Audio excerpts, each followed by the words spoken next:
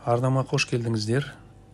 Бүгінгі жаттығулар бел омыртқа мен мойын омыртқаға болмақ.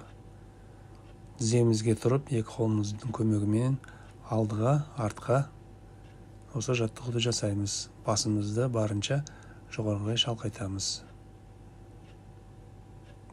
Жаттығуды асықпай, баппен жасаймыз. Екінші жаттығу: екпетімізден жатып, қолымызды тіреп, екі жаққа аяғымызды, басымызды көтереміз.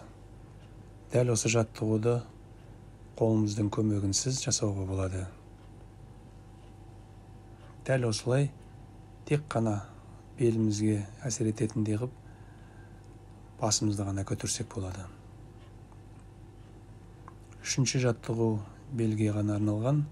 Бұл қолымызды белге қойып, екі аяғымызды кезек-кезек жоғары қарай көтеру арқылы жасалатын жаттығу. Барлық жаттығуды асықпай баппен 8, 10, 12 рет қайталап жасасаңыз болады. Ауырмаңыздар, шипа болсын.